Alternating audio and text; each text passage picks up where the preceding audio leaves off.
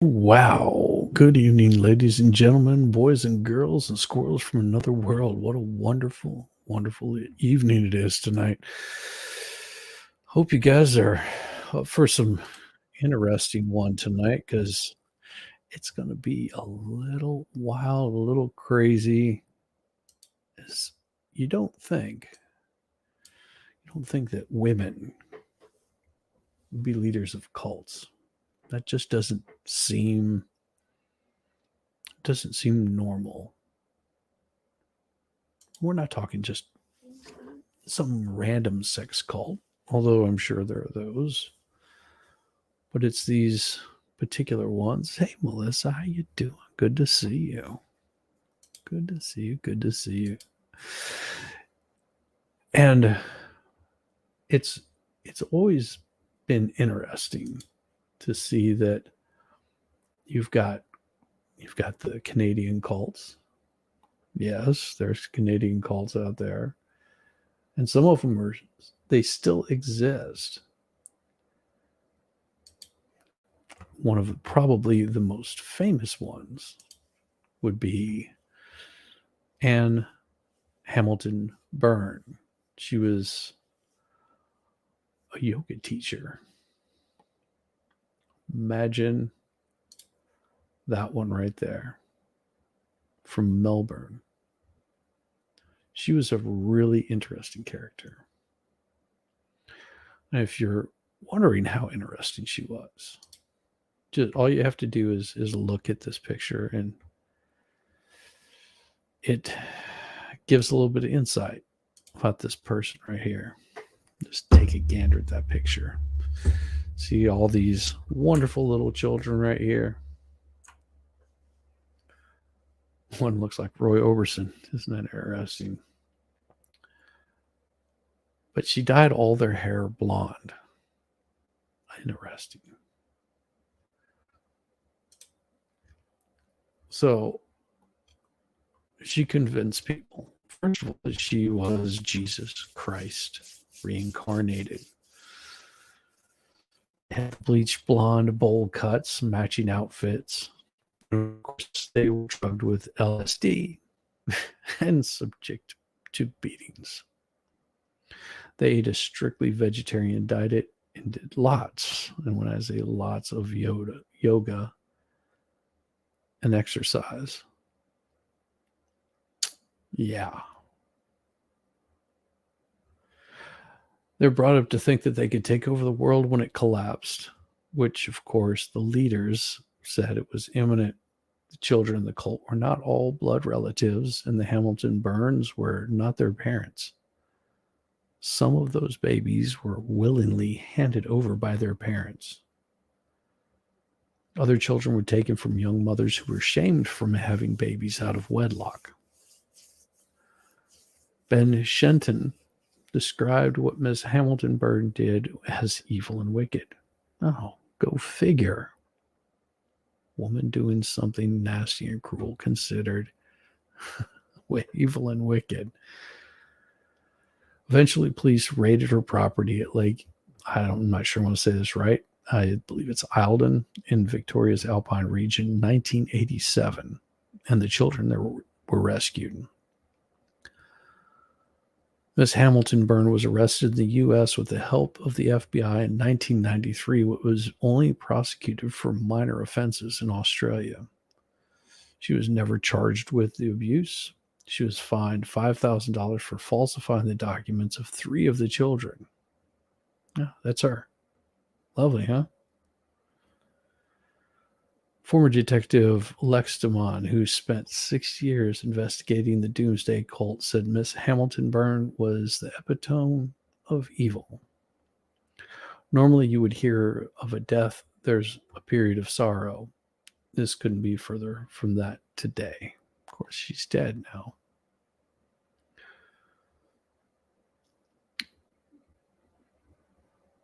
And this right here is Lex Demon.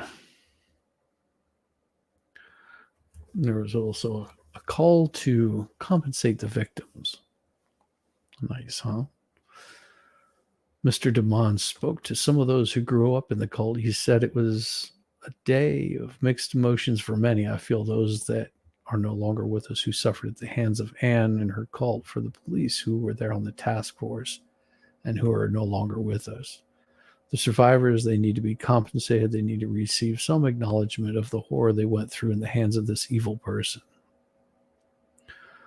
Mr. Demon recalled the terrible situation.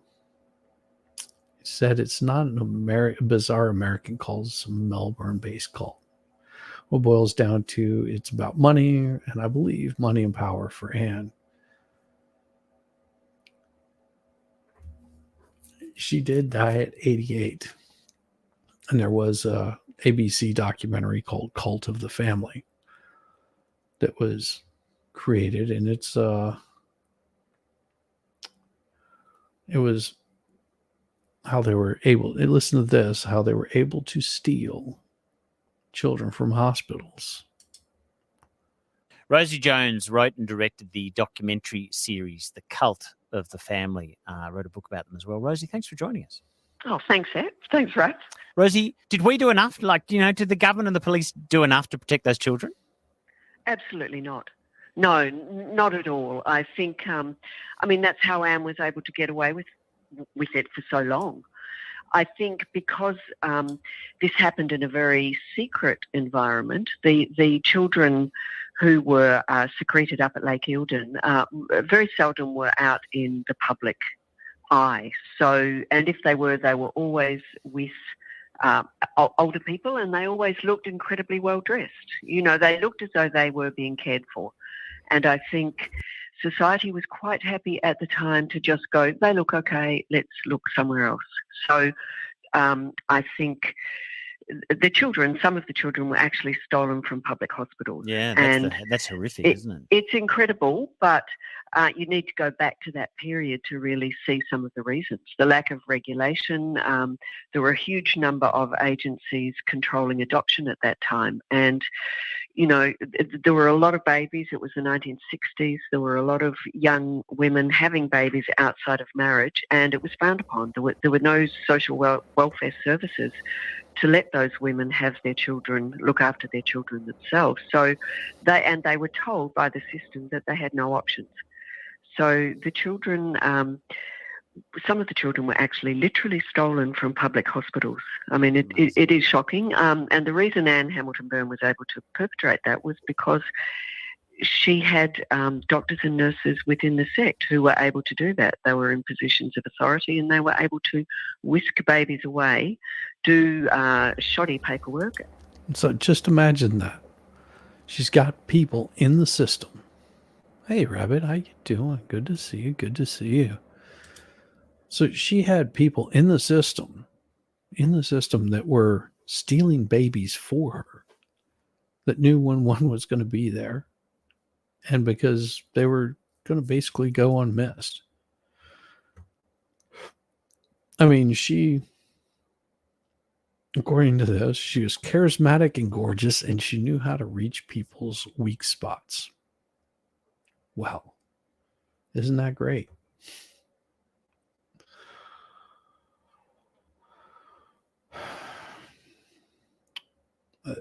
This was something that involved women and children. It wasn't seen as proper police work. Nice, huh? And there you were. So I think there wasn't enough investigation by police in the early stages of this either, because I think police weren't used to looking into domestic situations. This was something that involved women and children. Yes. Wasn't seen as proper police work. No, I think that's it, isn't it? If I can, Rosie, I just want to read some of these texts because they're interesting. My mother did agency nursing at New Haven in the 60s and told us about the medical staff taking LSD when we were kids. She was horrified and tried to tell people.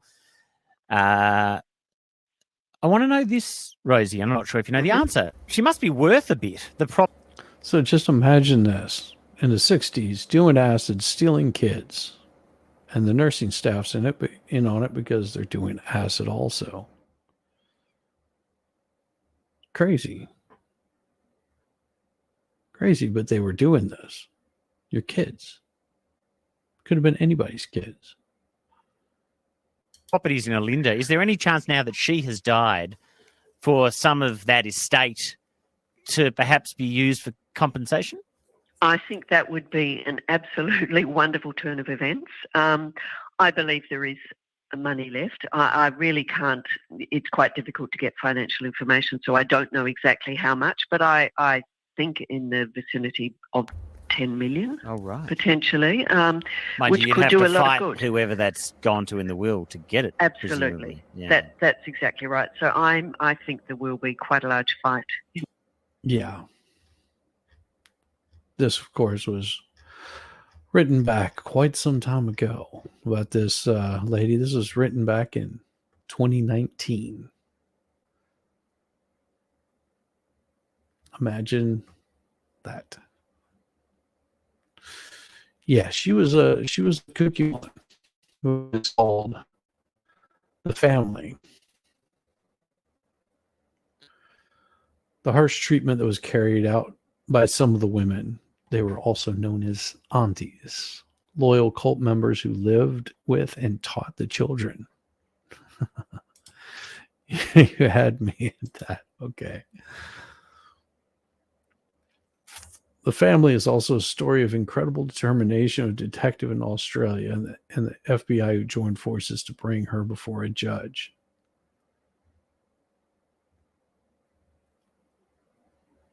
Oh, great. She was a ginger. Damn it. Damn gingers.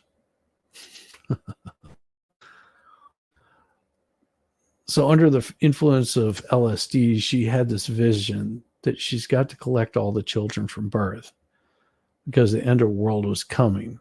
Most of the population of the world is going to perish. She was preparing us to re-educate the world, or what's left of it. Adam Lancaster grew up in this cult. David Whitaker had parents who were senior cult members. Only one room, do absolutely everything she tells you. There were 28 children in all. They were ranging from toddlers to teens. They only learned the truth from their lives much later. And Sarah Moore. The cult doctor arranged for my biological mother to be drugged and made to sign an adoption form. Sarah Moore, who had believed Anne Hamilton Byrne was her birth mother, only learned the truth when she was adult.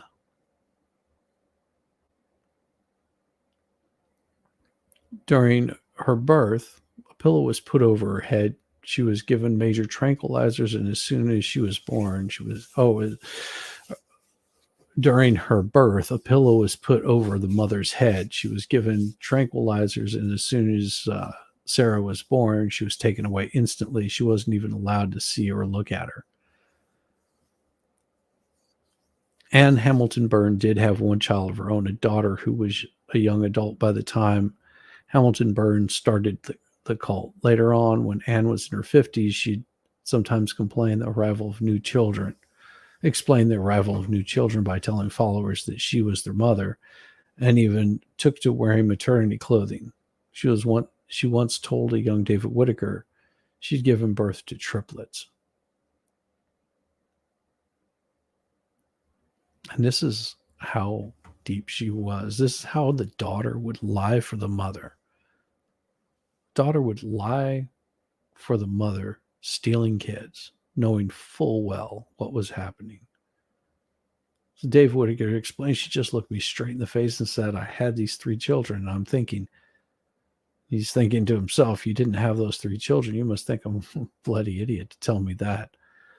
But I just said, oh, yes, okay, and agreed with her. She's not someone you argue with. Children who were adopted by Anne were all given the last name of Hamilton Byrne and believed they were brothers and sisters, and even groomed them to resemble one another. I think she simply set about it as a project. I'll collect as many kids as I can. Once she became the leader of the cult, I think she could get whatever she wanted. I think one thing she wanted was lots of little children, little perfect little children in perfect little dresses with perfect little blonde hair. Adam Lancaster, we all did look the same. We all had blonde bleached hair. Not all of us. Some of us had red hair because Auntie Han was actually naturally a redhead. Yeah. Stephen Eichel, a psychologist, it might be Eckel, a psychologist, international recognized cult expert, said at its peak, the family had branches in the United States and in multiple countries in the world.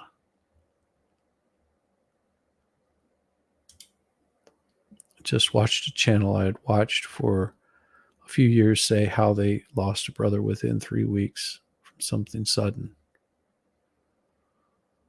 It's rough. Sorry to hear that. I wonder what that sudden could have been. Interesting.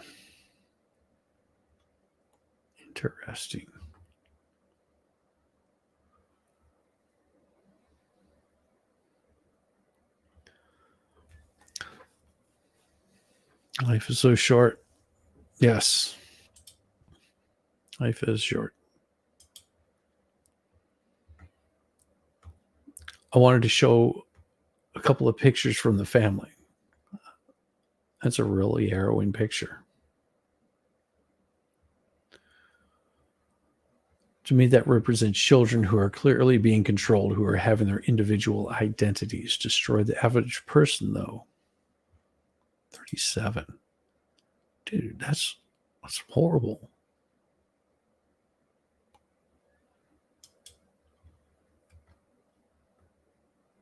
Guess you always have to be careful of those things that you might be putting in your body. Might be.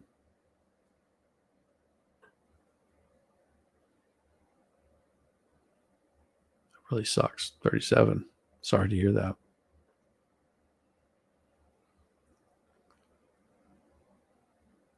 The average person, though, would think, what lovely children. How could this group possibly be evil?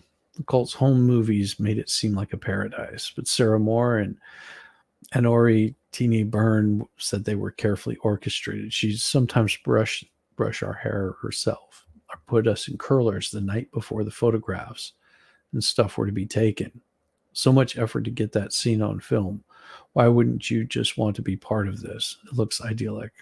In some ways, this was a marketing campaign, absolutely a marketing campaign, and showed them to her followers, showing off to the world that she's normal with lots of children, lots of happy little children.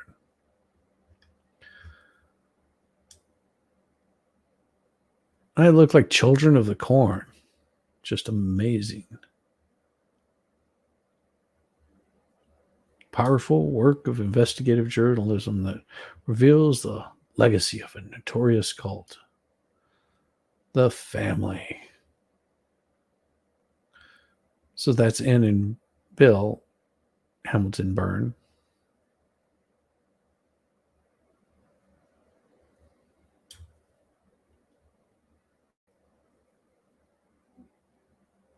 And that's Anori Teeny Byrne. Trina Byrne.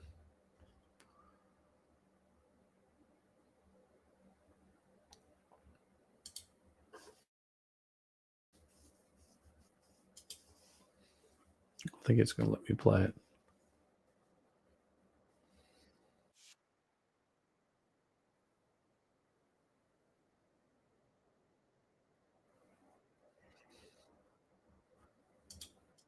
Always knew I was the Lord. Anne Hamilton Byrne believed she was a reincarnation of Christ, brought to earth to enlighten and save mankind. She began an organization which then evolved into the family and became a cult. This then is the moment of rebirth upon a new planet. We've received the call. Under the influence of LSD, she had this vision that she's got to collect all these children from birth because one day there's going to be World War III, and the few survivors are going to re-educate the world.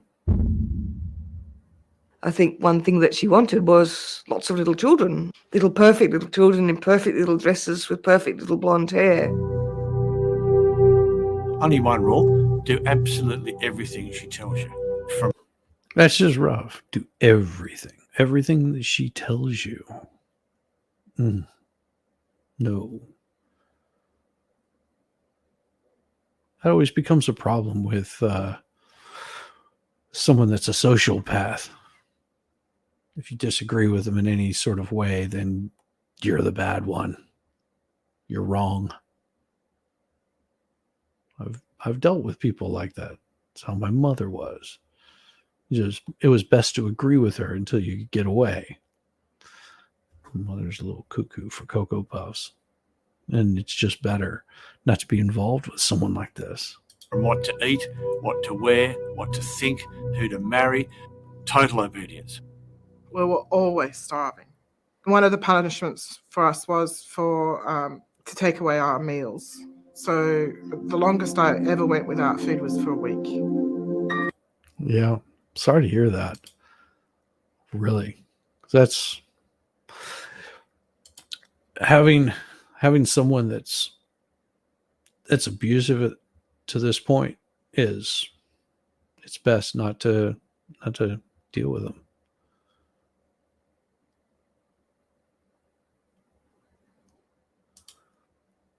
Yesterday, what gets you channel shadow banned by YouTube? That gets you out of the algorithm.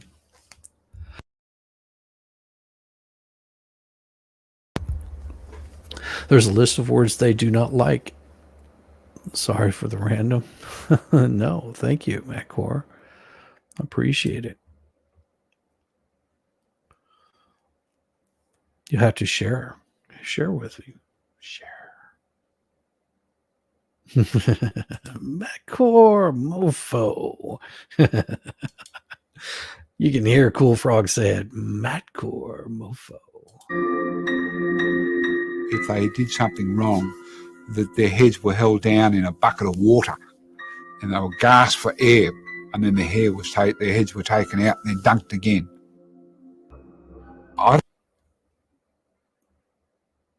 That's the kind of person right there that could do that to kids. I don't think Anne Hamilton Byrne was evil. I know that Anne Hamilton Byrne was evil. She is the most evil person that I've ever met.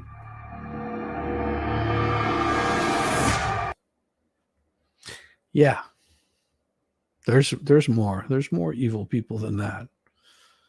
This is just one of them for tonight.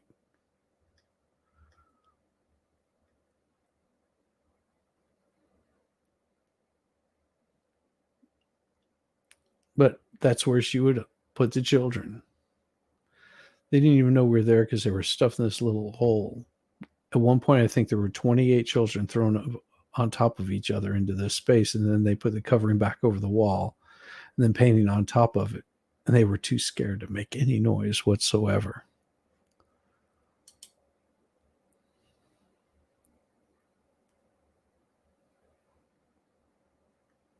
I like that. Send that to me also.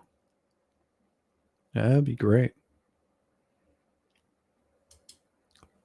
That would be, can you believe him? Yeah. Yes. Evil.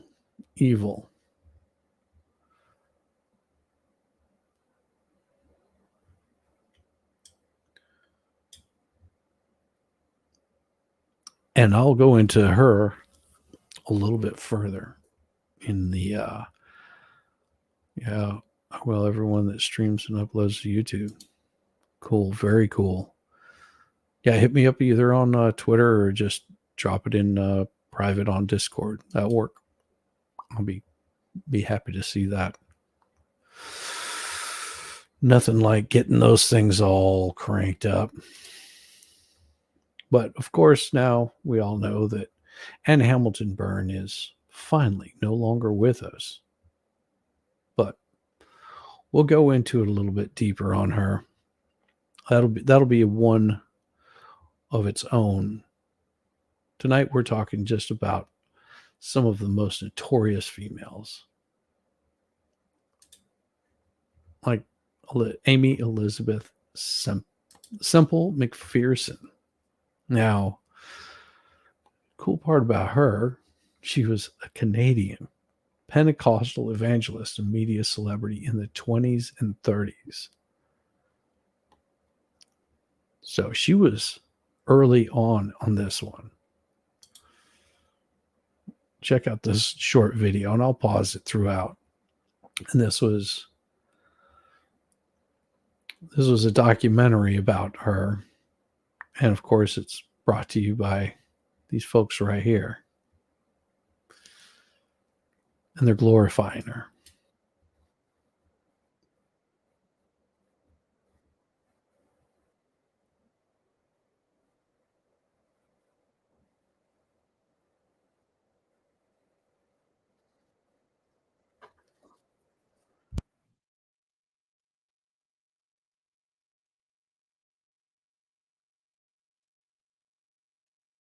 Upbeat message of hope and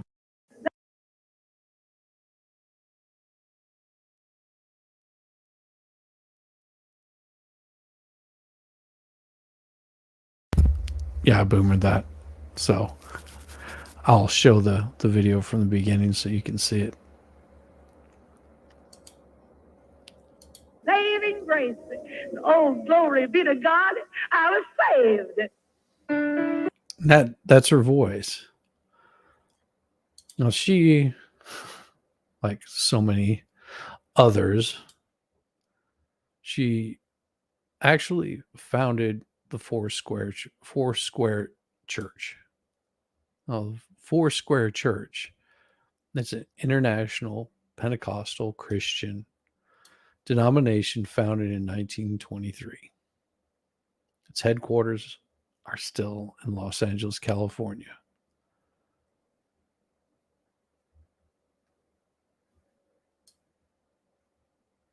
Yeah. Her legacy lives on. She was electric, sensual, irresistible. Amy Semple McPherson, evangelist. She soared to the top in the 1920s, building the magnificent Angelus Temple in Los Angeles.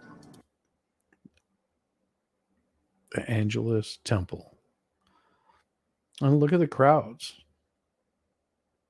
You got all these people coming in spending tons of money. I mean, we're talking bucks to help her build this church. Her fresh, upbeat message of hope and prosperity won tens of thousands of converts. During the Depression, she rallied her church to feed and clothe those in need. So she did good. Nothing wrong there. But at the pinnacle of her success, Amy stumbled and fell from public grace. Stop!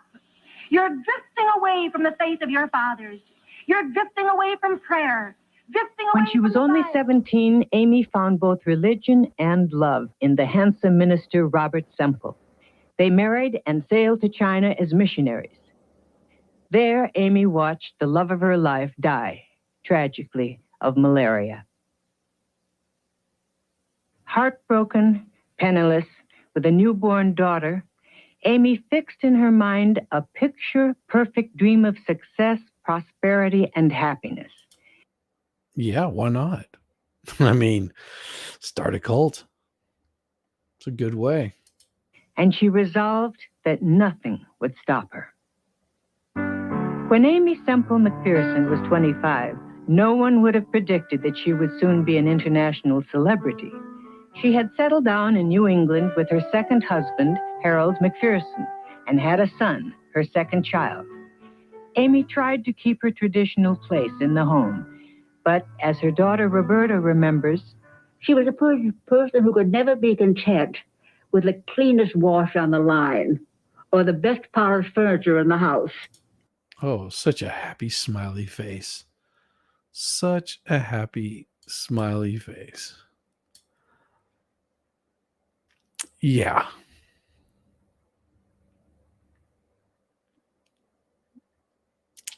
Yeah.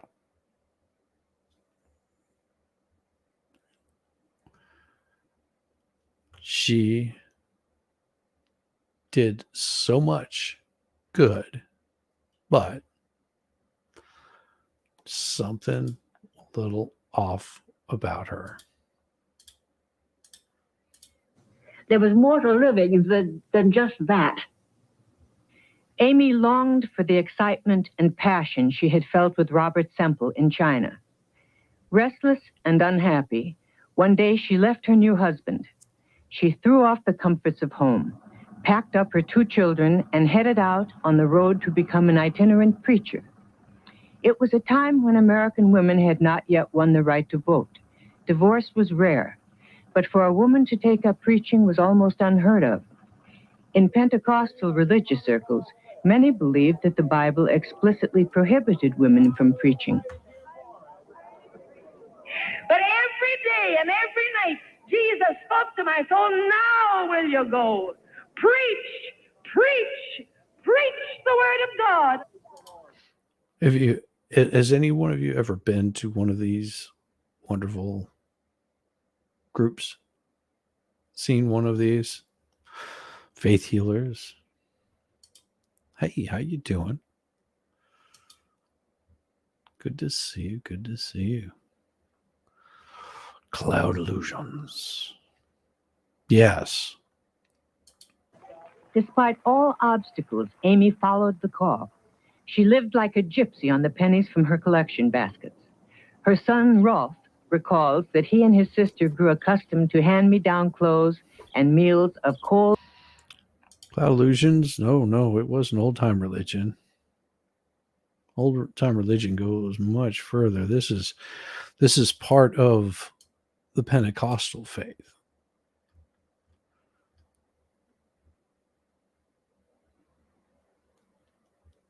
Yeah. They believe in the verbal inspiration of the Bible, the doctrine of the Trinity, and the deity of Jesus Christ. It believes that human beings were created in the image of God, but because of the fall are naturally depraved and sinful. They believe in substitutionary atonement accomplished by the death of Christ, and teaches that salvation is by grace through faith and not by good works. Believers are justified by faith and born again upon repentance and acceptance of Jesus Christ as Lord and King, consistent with the belief that human free will, the Four-Square Church, also teaches that it's possible for a believer to backslide or commit apostasy.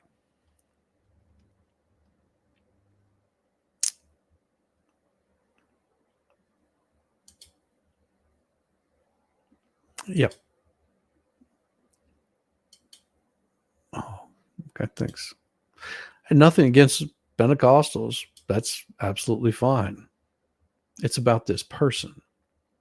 Like I said, she did good. I'm not putting her down because of that. But she ran Ponzi schemes. Old canned corn and crackers. We lived in little tents, often by the side of the road. We lived in the midst of the storms and the lightning flashing, and the tents would leak. Amy wouldn't give up.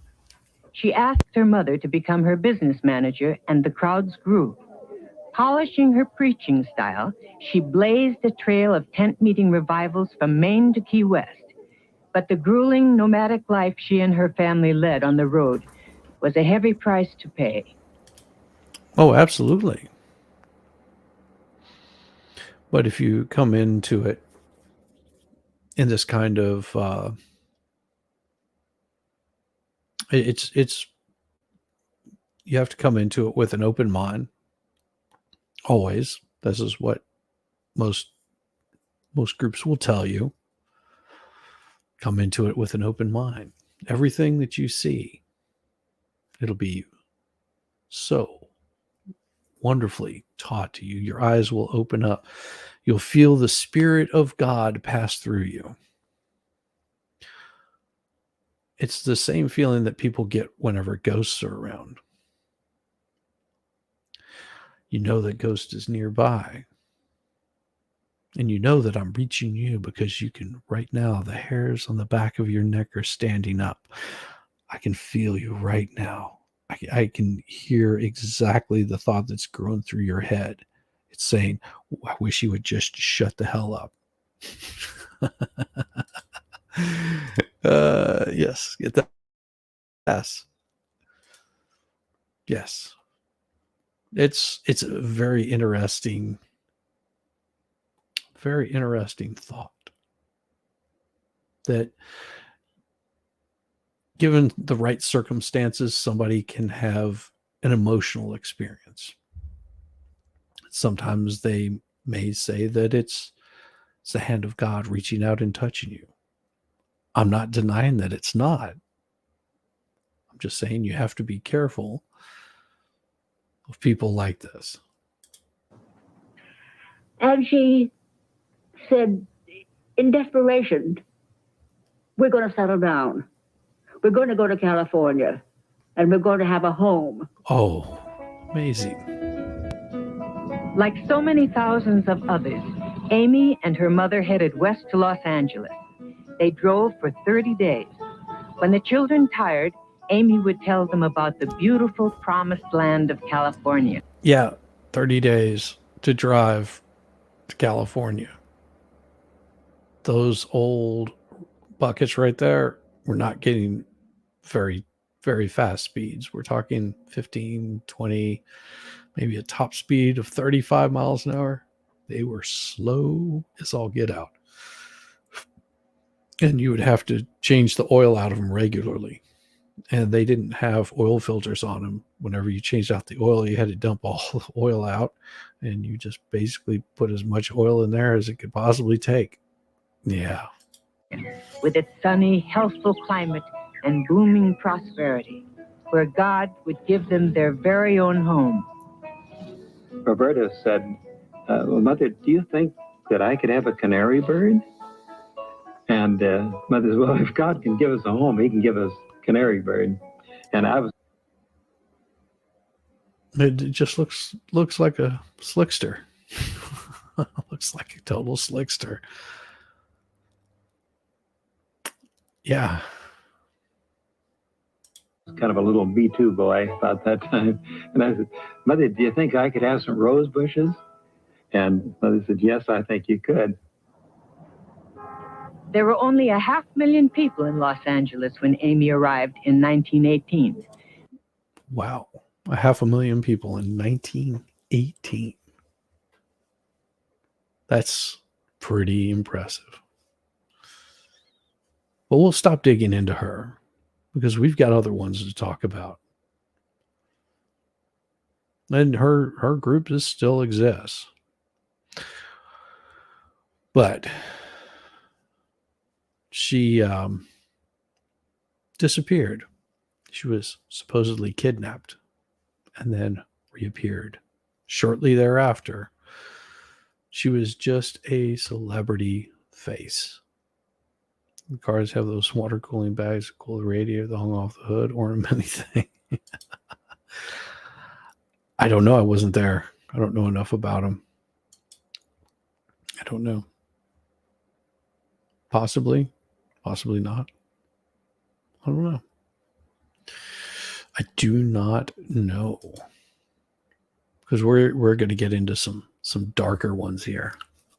Yes. Something that might be a little more disturbing, so be prepared for this one. Because you're gonna ask, well, what does this have to do with a cult leader?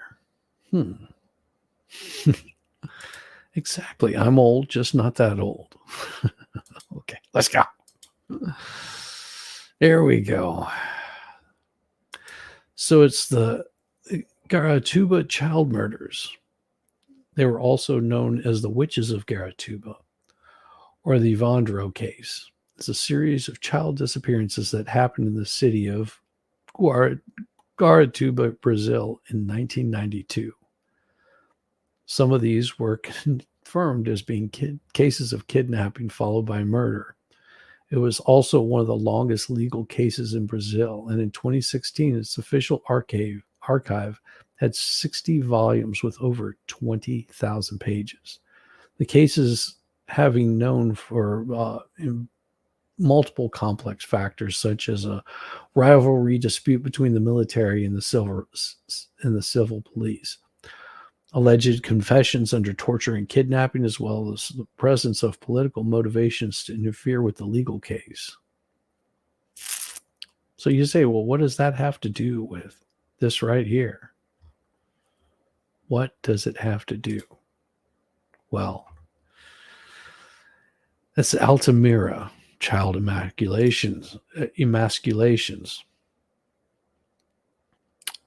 So hold on tight, because this has to do with a series of crimes that happened in the in the area of Altamira, which involves boys aged 14. They were kidnapped, maimed, or chopped between 89 and 93. According to the para authorities, the crimes were committed for the purpose of satanic rituals and black magic promoted by the Superior Universal Lineage sect, a mystical organization that, among other things, challenged the Western idea of divinity. However, after the case was closed, Mariano police arrested Francisco das Chagas Rodriguez de Brito, a serial killer who claimed 42 murders committed against children, including 12 in Altamira, which brought uncertainty over the judicial outcome. The accused, who have always claimed to have no involvement with the crimes, asked the court to reinvest cases. Due to the level of violence, the case quickly generated mainstream attention and international repercussion. The victims, of course, were young boys between 8 and 14. They were found naked, castrated, and with signs of sexual violence. Some had burns, and some even had their eyes gouged out. And these are the name of these children: 10, 13, 12, 13, 13, 12, 10. Injured, 8, 10, 9. And of course, missing, 13, 11, 12, 9, 11. Due to the high level of violence, the crimes reached widespread attention. The subsequent investigation was led by the civil police chief, Eder Moro. Initially, the murders weren't linked to each other, which led many of them to being abandoned for lack of evidence. There was an alleged organ trafficking ring, but this right here, the Superior Universal Lineage sect.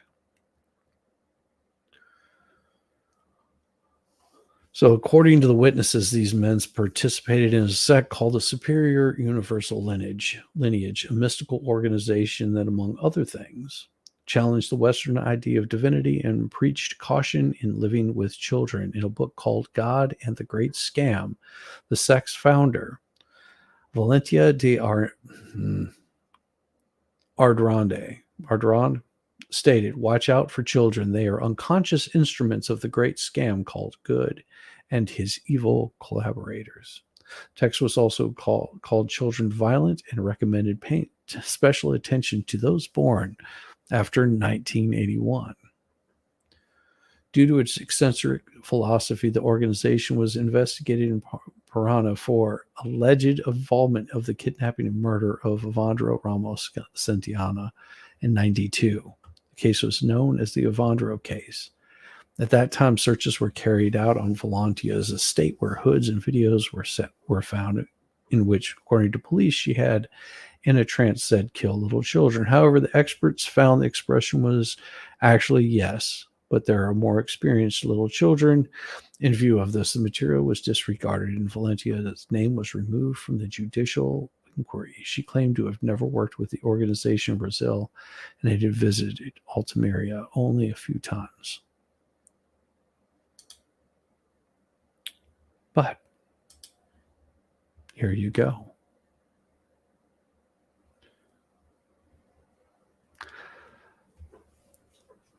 So this was also a UFO cult.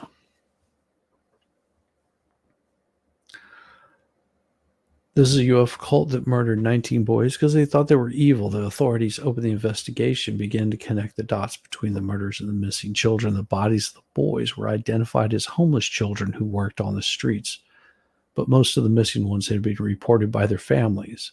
This fact unsettled and confused the detectives in a charge of the investigation, who thought that both cases couldn't be related because who could be so depraved? All their efforts were futile until one day a boy came to them and explained how he had escaped from his captors. There's another version stating the two boys managed to escape after being castrated. However, there are no official records of this, and there's only one confirmed name. And he testified at the trials. And what they described was just horrible. He named 2 doctors, a wealthy businessman, a police officer, and the religious cult leader. Suspicious? Yes.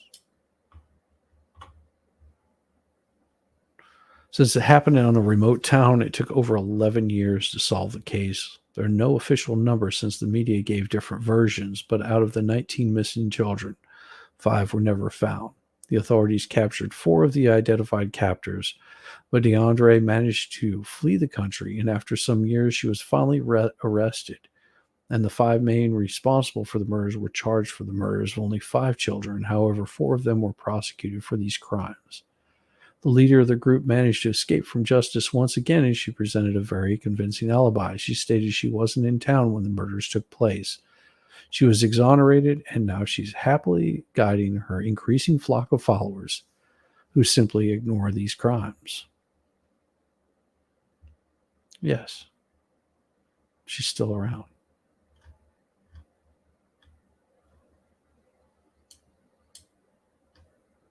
Amazing, huh?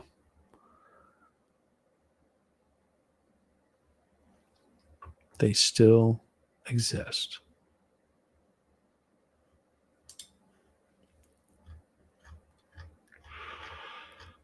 How did you know that they still exist? Because it shows that they are still existing.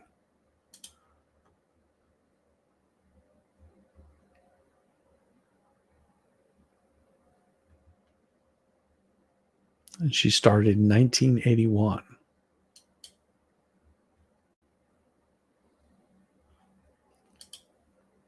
Pretty crazy. Hard to comprehend? Oh, no, it's not. Because there's more UFO conspiracy freaks out there. You probably couldn't name this person. There. Could you name that person?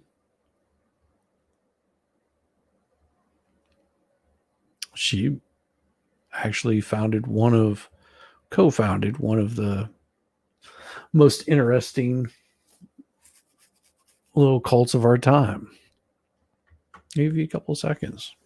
See if you can name that person. Go ahead. Betty.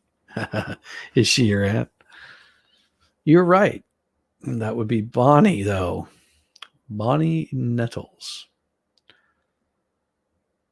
She was born in 1927. She was known as a religious leader who famously co-founded and co-led the Heaven's Gate religious movement alongside Marshall Applewhite. She was a nurse and the mother of 4 children. She reported to believe in UFOs and astrology. After meeting in the 1970s, they formed a friendship and started that cult, which centered around the belief in UFOs. Prior to Heaven's Gate, Nettles had told Applewhite that the voices in his head were spirits from above telling him that one day he could be a divine teacher. So where is she now? She passed away in 1985, following a battle with cancer. She lost an eye due to the disease in 1983, but refused to believe she would die. Her doctor had reportedly told her the cancer was coursing through her body, but instead of seeking treatment, Nettles scolded the doctor for his ignorance. The cancer later spread to her liver, and in 1985, she passed away at the Parkland Hospital in Dallas. Yes. Heaven's Gate. I remember them. Yes. Same.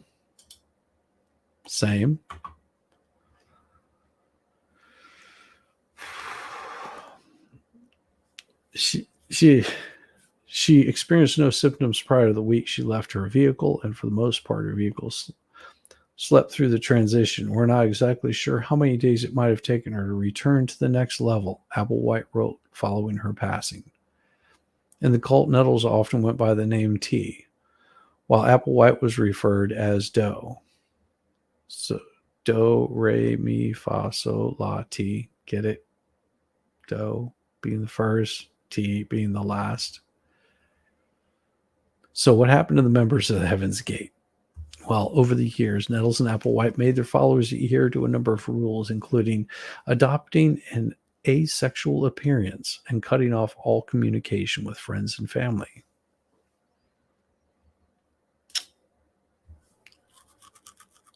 Oh, yeah.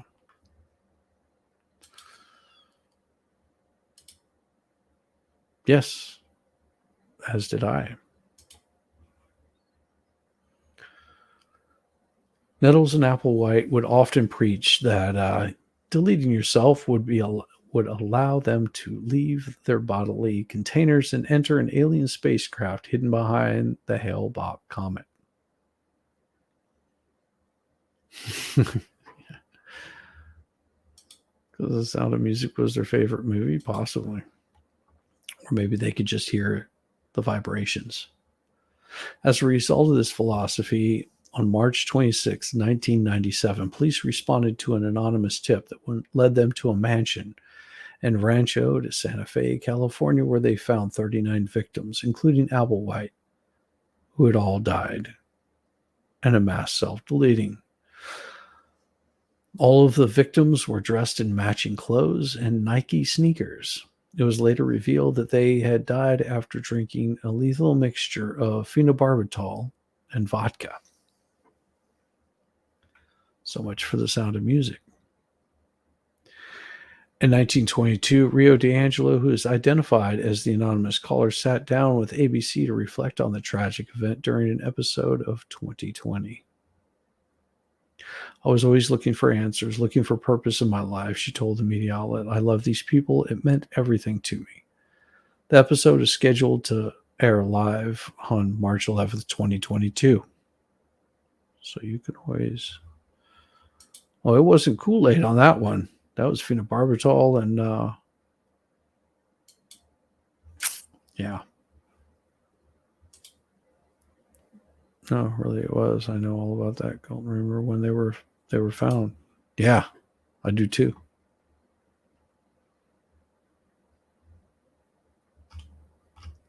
So, Bonnie Nettles.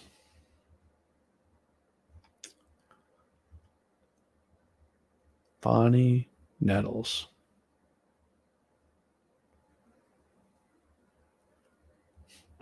They also went by the collective of the two. Also, Bo and Peep. And later, Doe and T, along with Guinea and Pig at some points in time.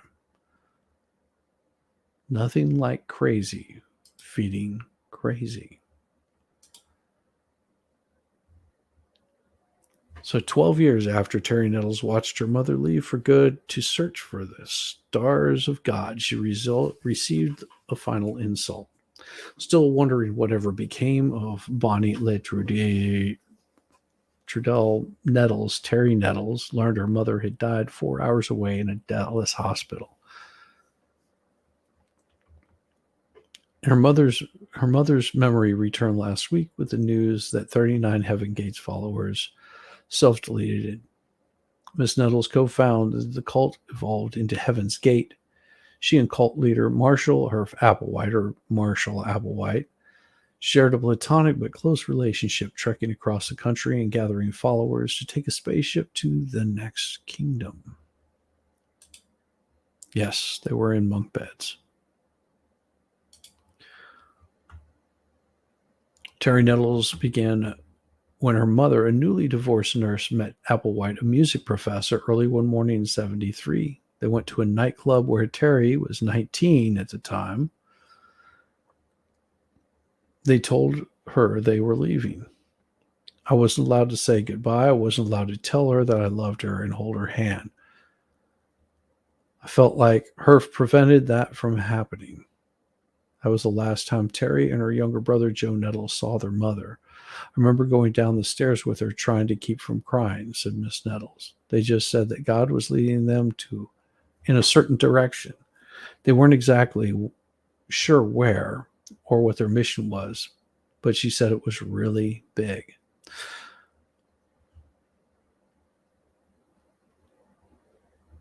Seven months after the farewell, the woman who had helped stitch mysticism and Christianity into a cult sent a cryptic letter to her daughter.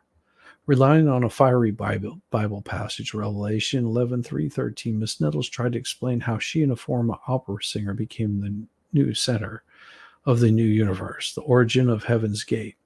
And I will give power unto my 2 witnesses, and they shall prophesy 1,260 days, clothed in sackcloth. These are the 2 olive trees and the 2 candlesticks standing before the God of earth. Her daughters struggled to understand, but that's when they first realized who they thought they were as the 2 witnesses. Terry Nettles said in a Friday telephone interview with Associated Press, I had absolutely no clue as to what she was talking about. Sometimes I get the cramps real bad. Me too, especially on the legs. They met when he was in the loony bin and she was a nurse. After they left Houston in January 73 to form their own church, communication became infrequent. In the 1980s, the letters changed. Terry couldn't figure out why.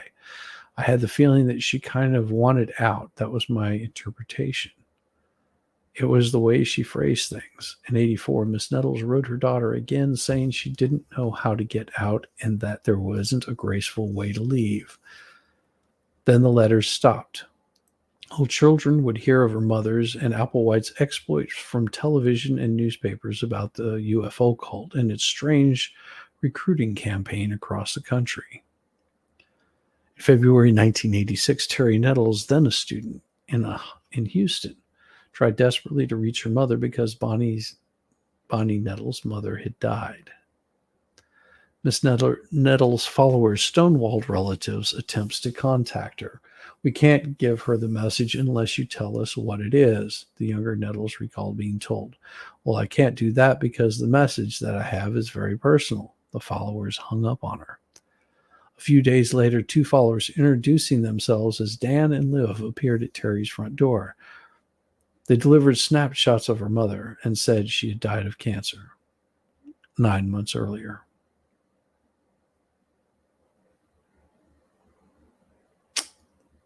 Rough. Very rough. But hey, we're not done yet. There's another one. This one's a little rough too. Not UFOs, but might as well be. So how many of you heard of Kashi Ashram? Sure, you've heard of Kashi Ashram.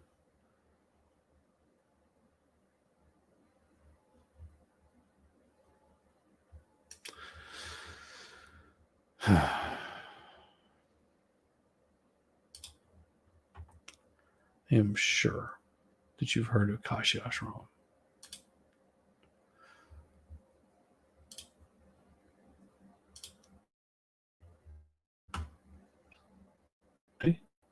Okay.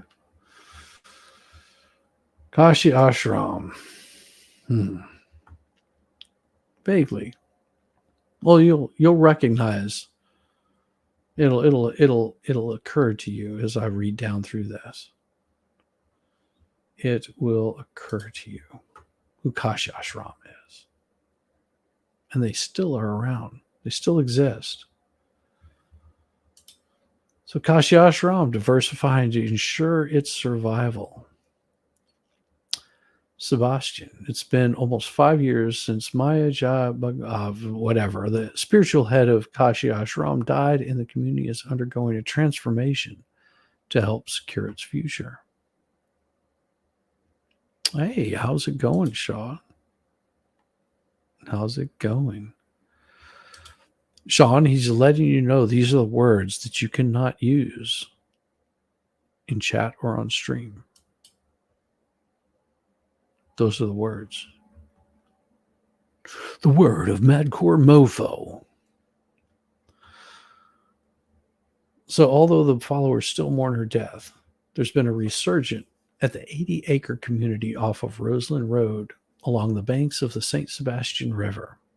After Ma died, we didn't know if we were going to even keep going to be here, said CEO Durga Das Huntner, 51, who manages Kashi's day-to-day operations, but now it feels like we're being birthed anew, and it's very exciting. Huntner said the spiritual community has exploded with new visitors over the past 2 years. We're seeing people coming to Kashi who are looking for a few minutes of solace from the world. Sometimes people don't even know they're wound up or stressed. When they come here, they're finally able to relax and find peace. What Ma founded and created is still happening, but we weren't able to touch many more people. The ashram has opened the grounds for retreats to outside groups that share Majaya and Kashi's commitment to service others. There are motivational speakers, programs designed for veterans suffering from PTSD, and classes for yoga and healing arts that use the newly renovated facilities. No, I didn't use words. We want to make a difference on the planet. There's a lot of attention being paid to the world to separation. We want to make connections that bring people together. Bring people together. It's what we need. A permaculture demonstration called Sustainable Kashi introduces people from across the southeastern United States to an off-grid eco-village where food, energy, water, and community are combined to form a self-maintained habitat and agricultural system modeled from natural ecosystems. Not bad. Sounds like a wonderful thing. Heading up the permaculture initiative is Terry Meir, the founder of Green Education Center in Orlando.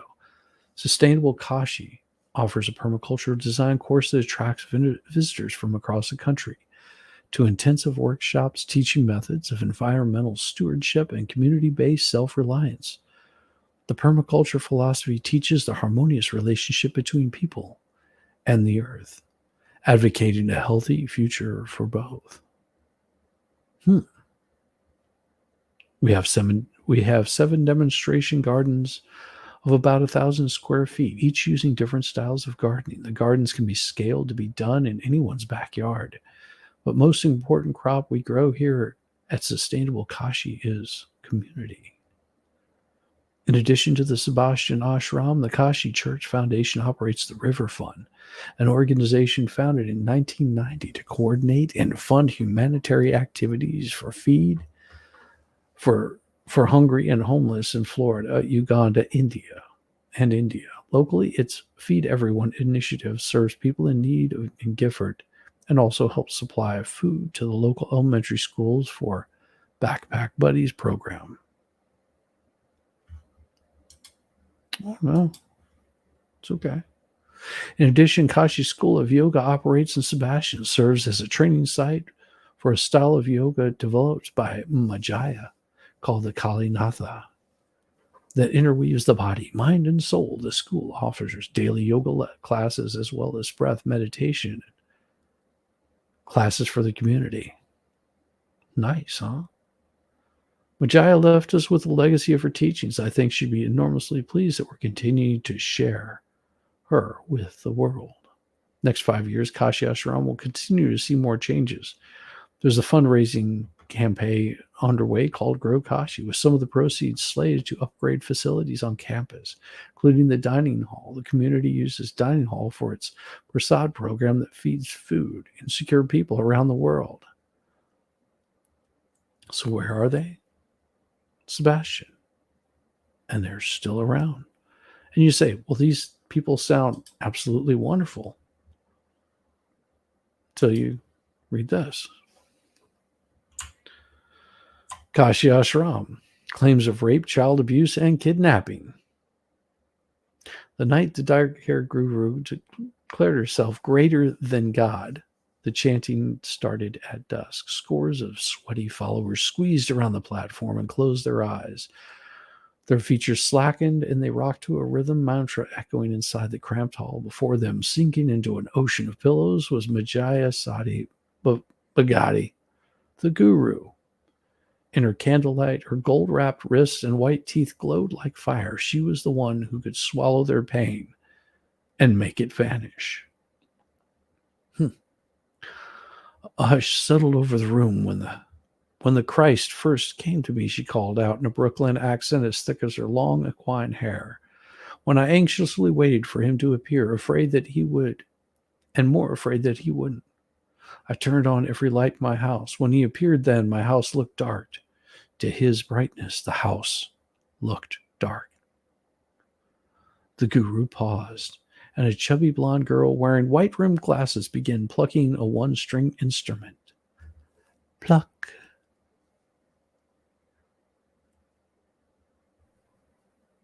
The guru smiled, and her grins infected the audience like a contagion.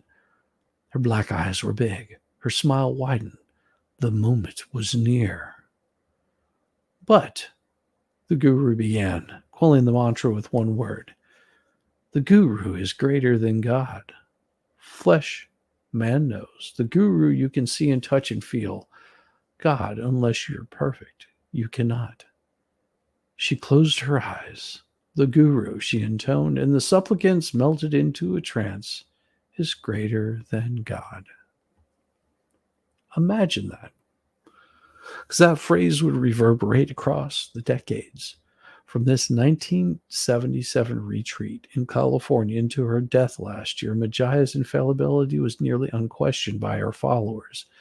At an isolated Florida ranch near Sebastian, 20 miles north of Vero Beach, she cocooned herself with hundreds who had abandoned their home and family to worship her like a deity. Together they formed what would become the Kashi Ashram. I am the breath, she told them. I am inside you. For many, to exist near Majaya, a beguiling New Yorker with a 10th grade education, was rapture. To them, her dogma was beyond the mortal ken. There was incredible benevolence and service to the sick and dying, which eventually afforded her audience with Pope John Paul II, and of course, the suck-my-tongue guy himself, Dalai Lama.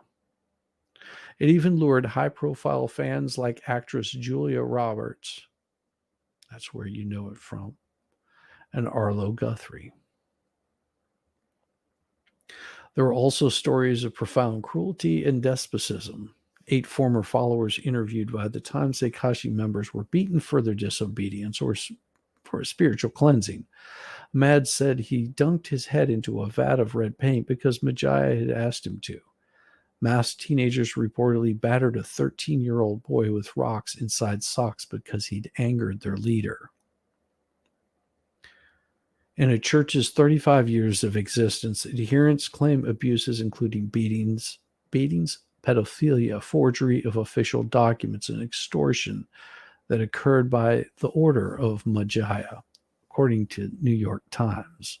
Analysis of never-before disclosed court filings, psychological studies, police records, and dozens of interviews with former members. Yeah. Still think this is a wonderful place to be.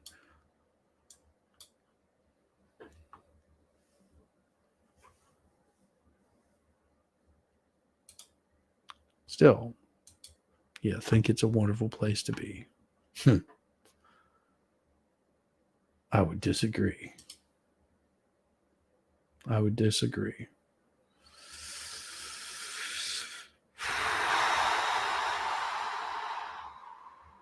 Could you imagine?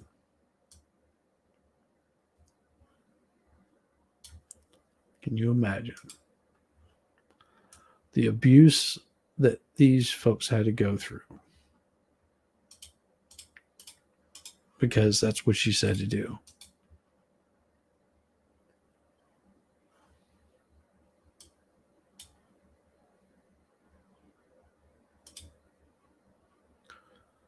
Why is that showing up? There we go. Crazy. Having issues over here. I think I'm boomering something. There we go. All right. Now I can see the chat again. Teach Kashi.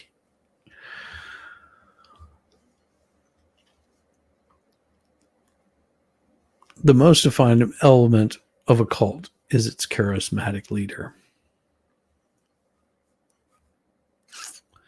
Now, months after Majia's death, her adult daughter has sued Kashi's church foundation in a Miami court. She claims much more happened on the ranch than anyone knew and has pushed the church, which still has hundreds of members in New York, Atlanta, and Los Angeles, into quite possibly its most contested episode to date.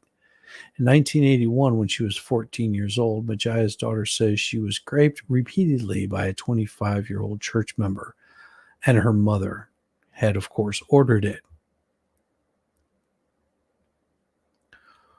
Once before the name changes in the jewelry and the alkalides, the guru didn't exist. 5 decades ago, there was only an impoverished and a garrulous Jewish teenager named Joyce Green, tending a quiver of umbrellas along the boardwalk on Coney Island. Every night as the sun set, the 16-year-old returned to her family's basement apartment of peeling paint and mold in Brooklyn. One day at the beach, a confident olive-skinned kid named Sal DeFori sauntered up to the girl. To him, Joyce Green was beautiful, her black hair tangled and teeth gleaming. She loved to gab and was drop-dead funny, recalls DeFori. Today, age 75 and still in Brooklyn, none of her family was like that. He says they were very poor. You could tell by the clothes she wore. Her father was a loser.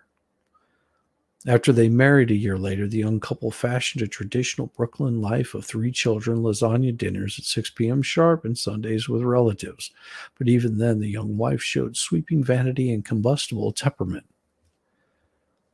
He later divorced her. She gained weight easily, spurring several bouts of depression, says the ex-husband, who drove a Coca-Cola route. One day, while Green was devouring a meal, he looked upon her with disgust and sarcastically said, "You should eat a little." Nice, huh?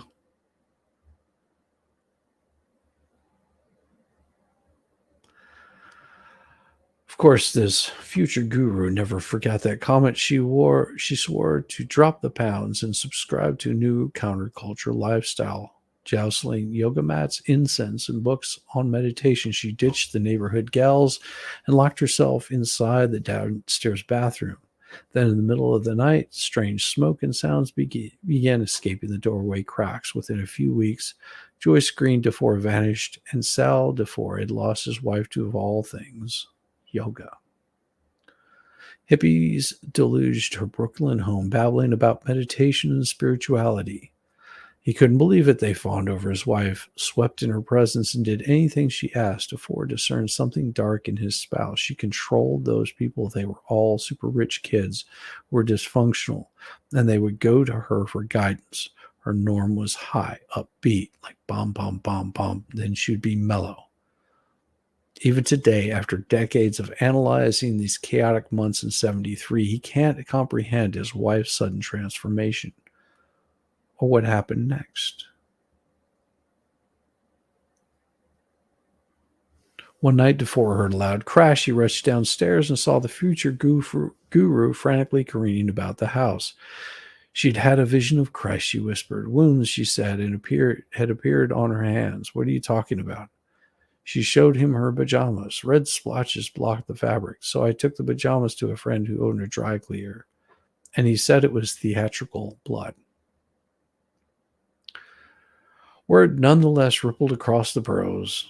There had been a stigmata. Joyce Green DeForest soon materialized in basements and parks across the cities, delivering night-long sermons.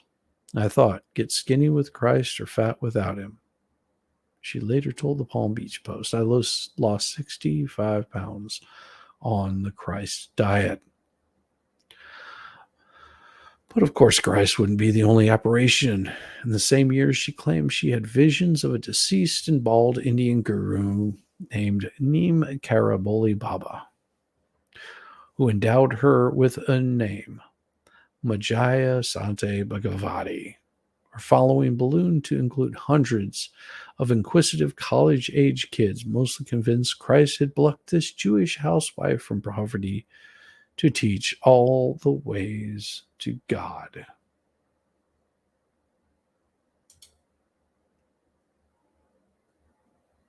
Yeah. Hey, Miami, how you doing, doll? Good to see you. Good to see you. Anything interesting going on with you? I salute you. You're a wonderful person. Having fun with Melissa earlier today. That was quite enjoyable. Her sunrise was beautiful. Sounds like the woman that was in Tennessee that died in a plane crash not too long ago.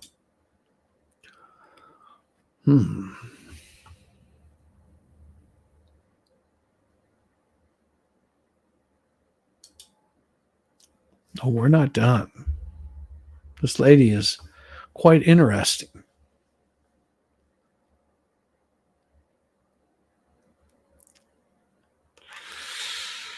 In 1975, Majaya left her two oldest children, Jimmy and Denise, and her husband, who filed for divorce a year afterwards. Jimmy was especially wrought up over the abandonment. Those feelings would be with him for the rest of his life. The guru, however, held on to her youngest, Molly. At the daughter's request, New Times had changed her name. In 1976, Majaya and her flock fled New York for a sprawling plot of grass and creek in the Indian River country, Central Florida, one of the most Christian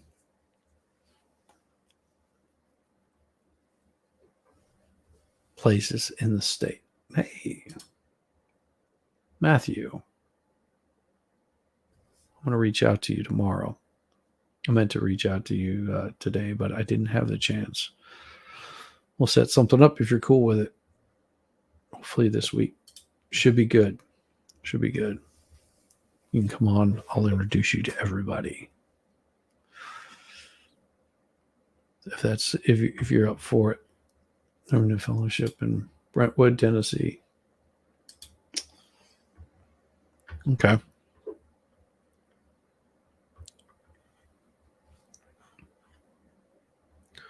See if I can pull that up. Not that old, just old.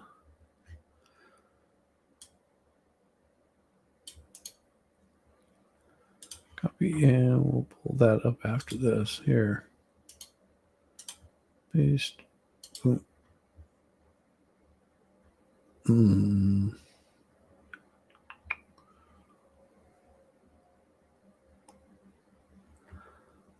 Elizabeth Hannah.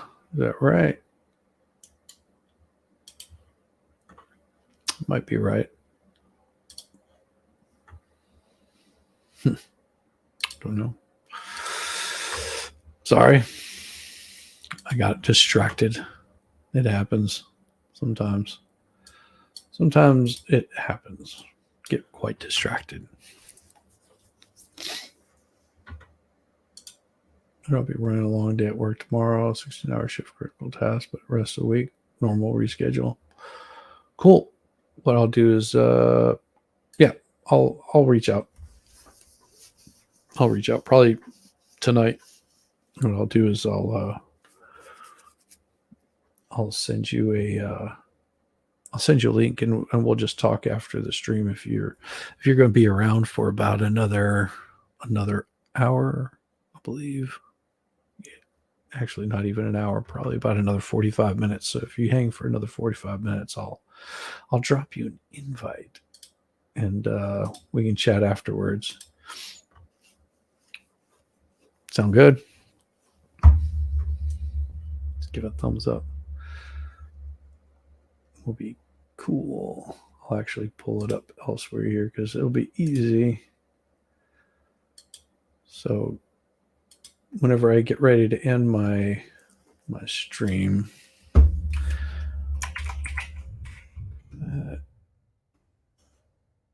we go. And message. There we go. Paste. Boom. Yeah, so this will be pretty cool. What I'll do is I'll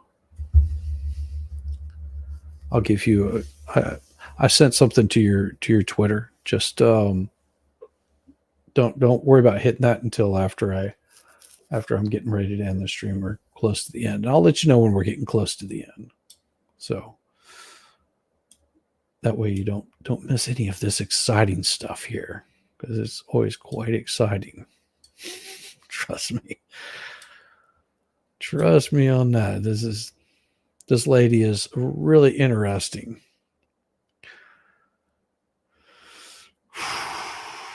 Yeah, I could really go deep into this lady, Majaya.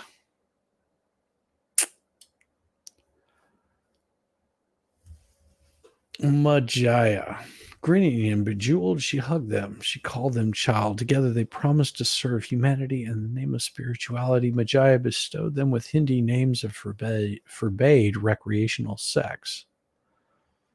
Without warning, she ordered marriages between devotees who barely knew each other. Ma married Chandra and Madhava on the spur of the moment last Sunday. One follower named Lynn Dedmore scribbled in her journal on June 5th, 1981. They seemed really happy about it. Weeks afterward, on June 22nd, Dedmore wrote in her diary, "She doesn't care how happy she makes us or how miserable she makes us." In an interview, Dedmore said the members abetted her whims because they considered Majaya to be divine. Cars in church parking lots are always targets, and purses and church seats too, unfortunately, yes. Yes, it is.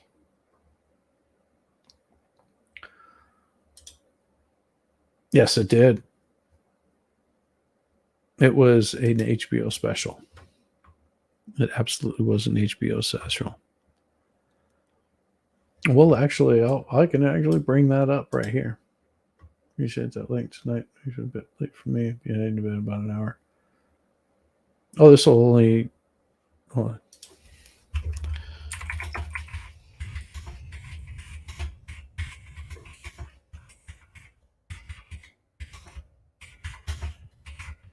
Let me type this out real quick.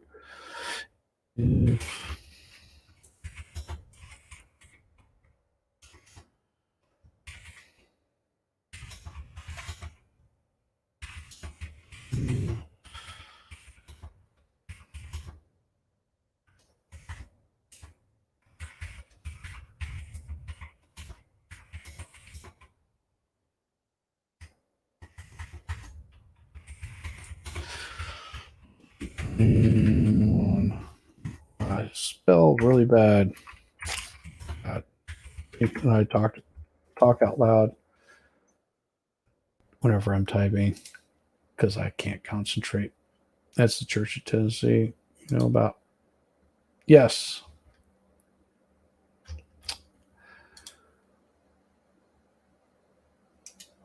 Well, what we'll do is we'll open this up, new tab, and I'll bring it down here. Here we go. Share this tab instead. So here you go. Here you go. Oh, nice. Very cool.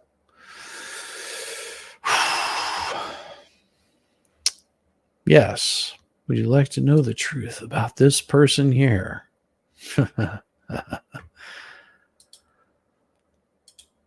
The truth revealed about Gwen Shamblin and Laura, the Lifetime movie, and the Way Down HBO documentary. 2023 Lifetime dramatization titled Gwen Shamblin, Starving for Salvation, claims to be based on a true story, yet is a complete fabrication of Gwen's life. Any person who has ever personally known Gwen or been part of Remnant Fellowship Church will immediately recognize this.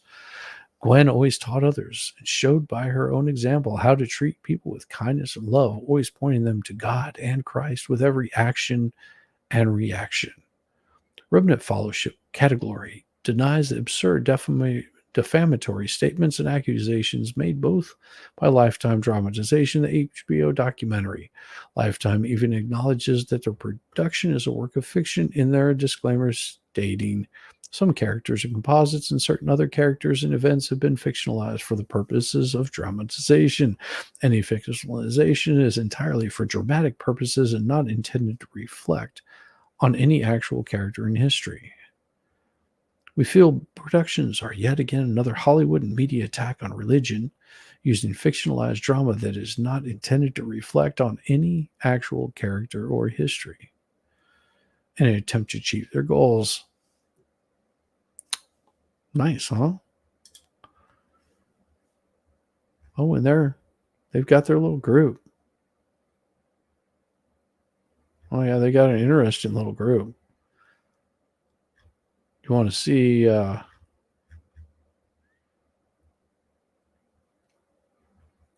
always so happy. Yes. Here's their little group. So happy. Happy. Everybody has a smile on. You can contact them if you want to. They're a happy little group. Our families are strong. Children not be happier and more joyful, and praise God. Children in our church and families will not be trapped by worldly addictions that our generation fought to come out of it. We actually found freedom. The members of Remnant are happier on a daily basis for putting our worldly desires behind us and focusing rather on His kingdom here on earth. People in our church have laid down anger, drugs, anxiety, cigarettes, antidepressants, gossip, pride, over shopping, over drinking, overeating, over gaming, sexual lust, any addictions in the heart that separate us from putting God first in our lives. Marriages have been healed, families brought back together, finances restored, hearts and minds strengthened by turning to God instead of the things of the world. Just in the area of greed for excess food, the basis of the original Way Down ministry, our church members have a combined weight loss of 30,000 pounds. That's a lot of greed that has been laid down.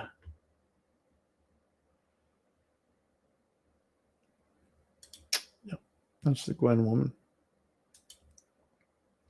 Oh, it's not little people move here for that church, and they're weirdly happy. Amazing.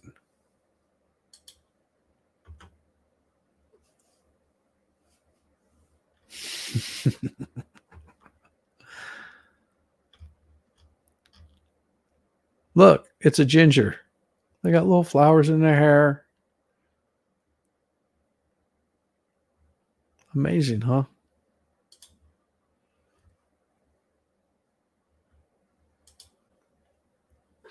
In addition, Gwen taught us for 3 decades how to follow God's hunger for fullness cues to help the body stay healthy and active. Amazing. Our church is a place of joy and friendship, love and acceptance, filled with people of all different body types, shapes, and sizes. I don't know. They look like a bunch of crazy white people to me. I mean,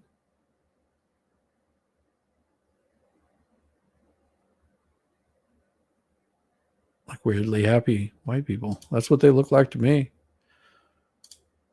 I mean, maybe not.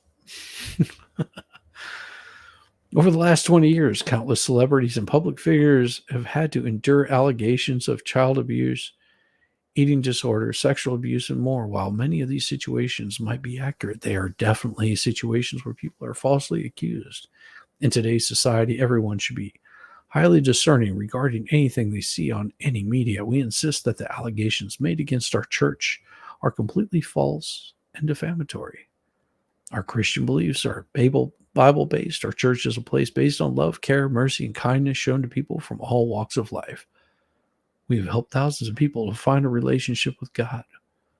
We do not body shame or bully anyone, as we know that God created all of us uniquely with different sizes, shapes, and weights. We also do not approach anyone about weight, but we help those who approach us wanting help. Our membership includes those who would be considered trim and petite, those who are sturdy and muscular, and those who would be considered medically obese. We love people of all sizes, and our goal is to help all to find God in the most loving manner. Churches also encourage members to find their own personal relationship with God and has proven to restore numerous broken marriages. Our teachings have helped thousands overcome strongholds, vices, and addictions. Remnant vehemently denies any accusation of child abuse in any form. What's the read more? Children here are happy and healthy, being raised with most love, care, support, protection imaginable. The church stands that parents should determine how they set boundaries and guide their children based on their own family decisions. As long as it is founded in love and protection, there's no harshness. In God, Jesus Christ, there's only gentleness. Countless parents have shared that they are more loving and kind to their children after they started attending Remnant. Okay. I don't know why you had to put that there. High numbers of professional mandatory reporters. Okay. Young Joseph Smith passed away in 2003 of a staph infection and high fever. The presence of this infection was verified by hospital technicians in court. However, his parents, church members, and Jonas were accused of outrageous acts that led to his death. Okay. Crazy. Their expert never visited the church, never spoke with Gwen, never talked with any of the current members. Dr. Melton is a national and well-published credentialed professional of American religious movements.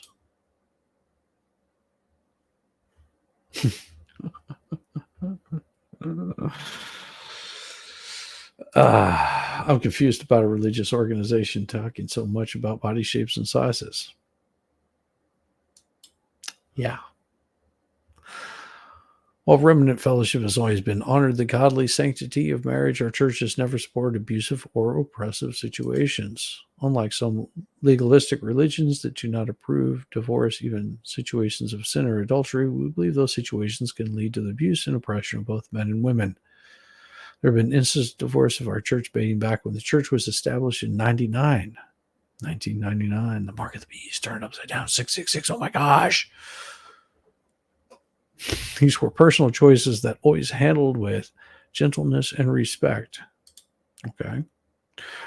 Regarding the allegation of rejection of the gay population, queer, whatever. Remnant Fellowship leaders in Gwen always loved everyone and showed genuine kindness to all, no matter their race, religion, and background. We also never shun or reject anyone at this church. That's simply false. Yes. Members have told me they read the Bible when they're hungry. I can only ask you, do you eat the Bible? Otherwise, it's not, I don't get it. Yeah. Absolutely.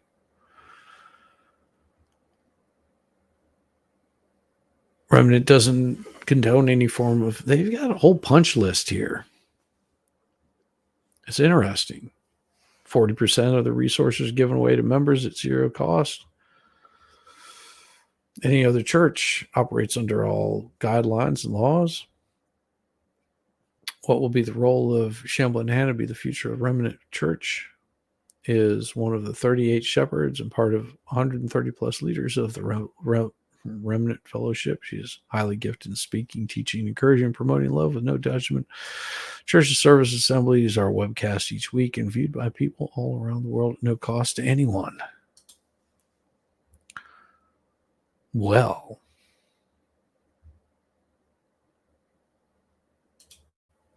let's see what the Guardian had to say about it.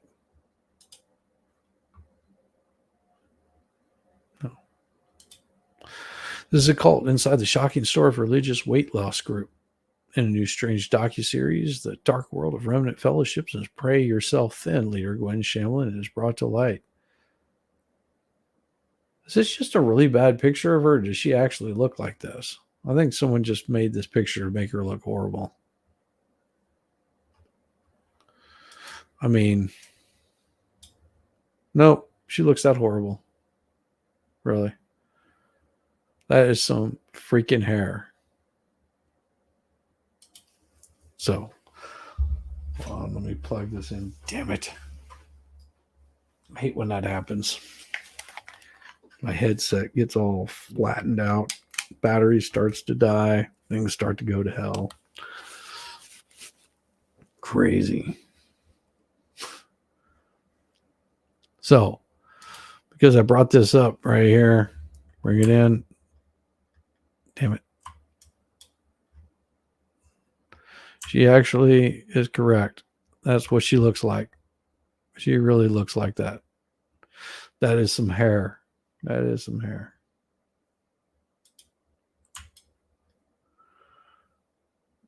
That is some hair.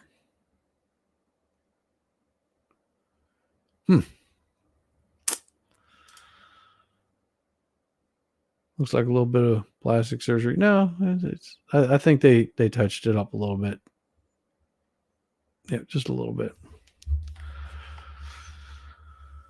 May of this year, filmmakers Marina Zikovic and Niall Capello had nearly wrapped on a documentary series about Remnant Fellowship, an insular, eerily cheery church in Brentwood, Tennessee, which preached weight loss as a spiritual assignment. For more than 3 years, Capello and her team had researched Remnant, which had faced accusations of being a cult that promoted child abuse, and its charismatic leader, Gwen Shamlin Laura, a stick-thin woman with an inflated blonde beehive who gained fame for theological diet program to pray one's way to thinness. Capello, investigative journalist and executive producer, blah, blah, blah, blah. They don't want to go on the record. They wanted to continue doing what they're doing, which is controlling people. So we tried. We sent letters to a lot of leaders, but of course, no one responded. Imagine so, yeah.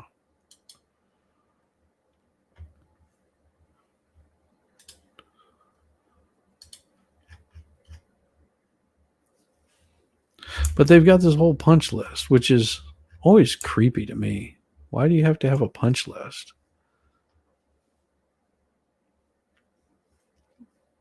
Donald A. Westbrook. Well, let's see. Religious Studies Scholar, Lecturer, San Jose University and the University of Texas.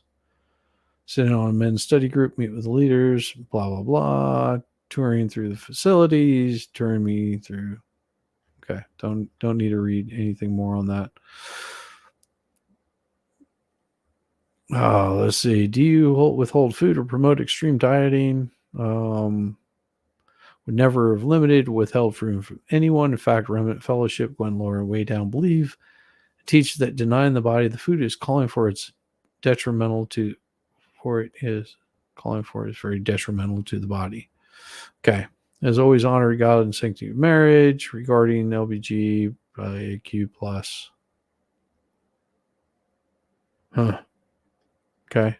Church service assemblies are webcast each week and viewed by people all around the world at no cost. Anyone seeking to learn more is always welcome to visit anytime, online or in person. This is a place full of love and mercy with welcome, open arms to everyone around the world.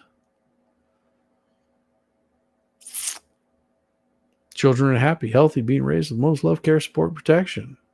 On 29th of May, Shamlin and her husband, former Tarzan actor Joe Laura, as well as 5 other leaders within Remnant Fellowship, died in a plane crash right outside Smyrna, Tennessee. The crash now opens the way down, a multi-part series on HBO Max with the first 3 episodes on Shamlin's rise to popularity among evangelical churches, her increasing controversial teachings and allegations of child abuse. Premiering this week, 2 more episodes of The Crash. Its investigation transition of power to Shamlin's 2 children will land in spring of 2022. Started thinking it was a completely different story. Yeah. So let's see what the trailer looks like here. Video deposition of Gwen Shamblin on May the 23rd. Do you swear or affirm testimony about to give in this matter, the truth, the whole truth, and nothing but the truth? I did. To your knowledge, do any of the members of the Remnant Fellowship consider you to be a prophet?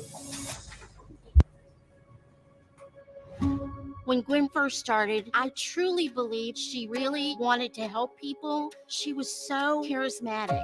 God revealed to me that the key to permanent weight control is a matter of the heart. You like that? Matter of the heart? Matter of the heart. God's taken 86 pounds off of me. I've lost 196 pounds. 196 pounds.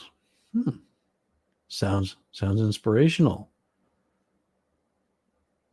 Don't they all say this though? Inspirational way to lose weight, stay slim, and find a new you. You know, I see books like this all the time. How to slim down, get stronger, how to get fit. It was just a massive media hit. Thousands of churches all over the country would have the Way Down workshops. From that point, Thousands. Way Down workshop. going on, she began realizing you need to be a new church. It is extremely That's a mega church right there. In a little town, big church, a lot of parking lot. unusual to have a religious group led by a woman. There are men who are elders of the entire church. But the truth of the matter is, I don't believe that Gwen is accountable to anybody. That's the reason I call her Gwen Almighty. She's Gwen Almighty, huh? going to decide whether you make it to heaven or not. How members of Remnant behave is a bit like Handmaid's Tale and Stepford Wives. They want you to be clones of them. It's all about appearances. The cross, the Bible, that's all sideshow. It's about Nice. Yeah, she still builds a church and cult around it. Yep. money, prestige, power. That's her holy trinity. It's just playing God. It's wrecking families. It's wrecking kids. The church didn't lead me in the damn right direction. The church was leading me to go hang myself in my own closet. You talk to your kids about drugs and alcohol, but you never think to coach your kids on the cult. Remnant Fellowship is now part of a murder investigation. Whoa. Giving credit here because I didn't make this. I'm just showing it. Just showing it. The child's death put the focus on how the Remnant Fellowship taught its members to discipline their children. There's no telling what actually did go down, but I firmly believe that they did whatever Gwen told them to do. Got a child that's going from bizarre down to in control. So praise God. To me, the devil is a myth. But I've met Gwen Shamblin. Not a big old parking lot. Just saying. Looks like that's a little private airport right over there. They're only showing you part of the property. That looks like a little private landing strip there.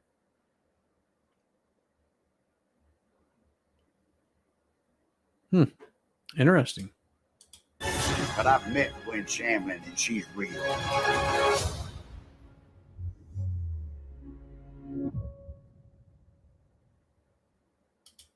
There you go. Bumper trailer. Bumper trailer for that. For years, Shamblin projected a glowing, bubbly, lavish facade, a self-made Christian businesswoman devoting to helping others. There's a lot of people who go there. No, that's fine. I don't need to. I don't need to go to it. I don't need to go to churches.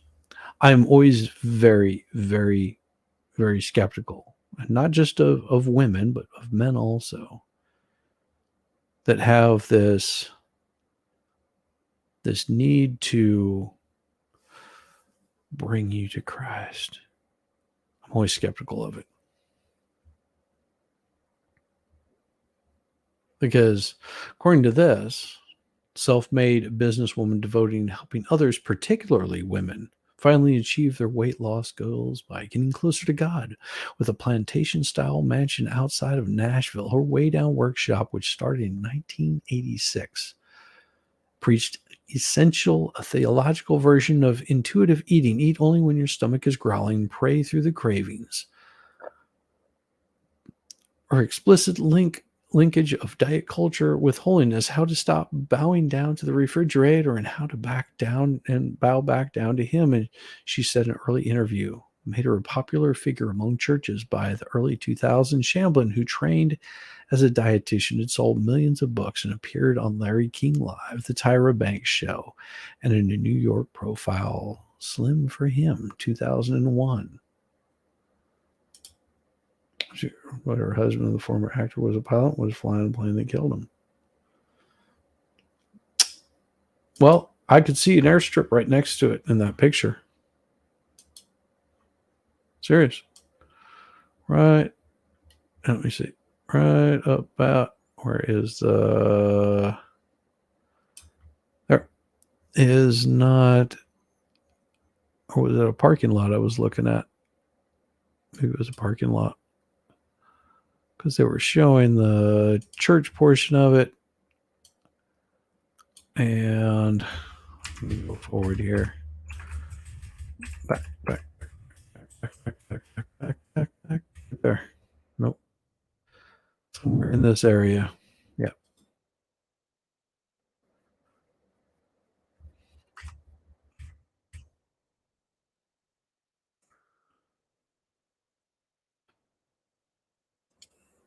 I'll pull it up here. I'm pretty sure that I saw an airstrip. Give me just a second.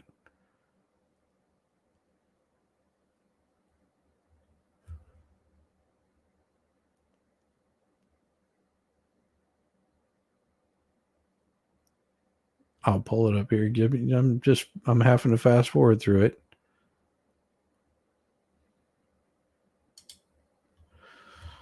Back 5 seconds. And pause. It looks like you're probably right. No, it looks like an airstrip over on the backside of it. The other side of the fountain over there. Looks like a small airstrip. I don't know. There's a pretty big church over there, though. But anyhow, not sure if you could see an airstrip, but her husband was a former actor, was a pilot, and was killing and killed him. Yeah, it's a possibility. Note, it says trained dietitian, not licensed or educated in anything. Yeah. Trained dietitian.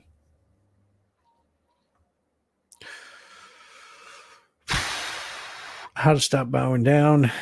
So the infusion of the 90s and early 2000s diet culture, well, that hasn't changed. It's still there. There's still a diet culture.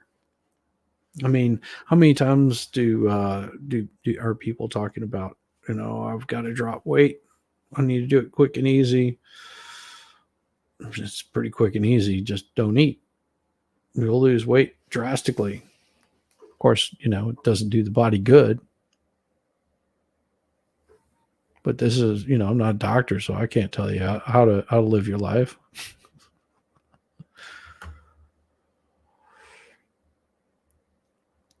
Eat what you want, but lose weight. Slogans with spirituality from someone who claims to be talking directly to God was a hugely powerful message to those who grew up Christian.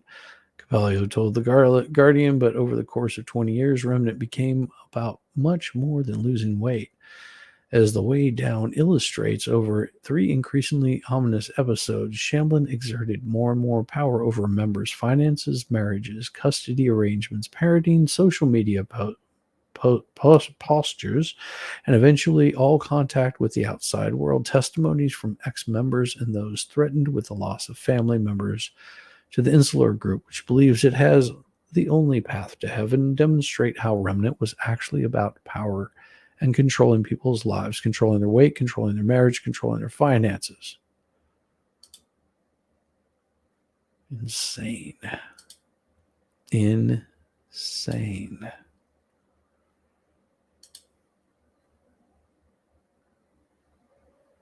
Always. Crazy people. The hide industry is huge. No, and, you know, I agree with you on that, Wolfkinder. No, my biggest problem is religion is huge too. There's big money to be made in religion. A lot of money. But then there's the ones that go unheard of, that you don't hear too much about, that draw in even more money than all of these dietitians and everything could combine. It employs millions of people every year.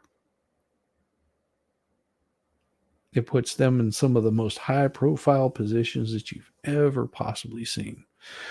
These are the same people that draw a paycheck whenever you don't. They're your politicians. You know how much money goes into elections? Just voting for people. You would think it would, these people don't make a whole lot of money. We're talking trillions of dollars. We're not talking small donuts here. And that's all sides, both sides. Left, right, center, doesn't matter. Politicians in general. They're making buku amounts of money, and it's really good money. It's almost as good as religion. People write books about it. They have courses for it in colleges. It is a religion unbelievable. There you go. You want to make money in the industry, become a politician, become famous. You think these politicians really care a whole lot about you? No. They are looking for that nice amount of money. But that's another one. That's another story we won't talk about today, because this was about the cults. These were the female cults, and there's more. Oh, there's so much more. And sometimes they hide in the background. Some of them die unknown. But they run their little groups, no different than men run their little groups. And it can be dangerous. It can be dangerous to join in one of these groups. Not saying that every single one of them does evil, bad things. But just know they're not the be-all, end-all. That's my concern. And if anyone is in a position like any of these other folks, find help. Reach out. Don't stay in those kinds of situations. So that's it.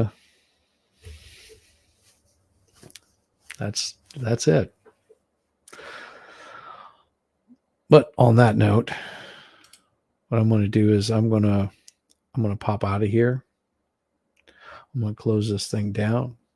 Send a invite out to somebody if they want to jump in. But other than that, everybody have a wonderful night. Be kind to each other.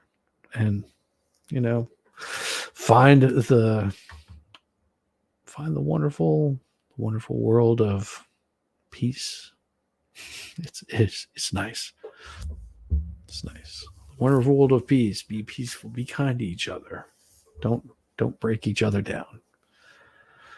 But on that note, everybody, have a good night. I'll probably be setting up something later on this today or tomorrow, and that just going to talk with a couple of people if they're still up and about. And everybody, I will see you on the flip side of tomorrow. All right, y'all. Enjoy the turtles. Peace, y'all.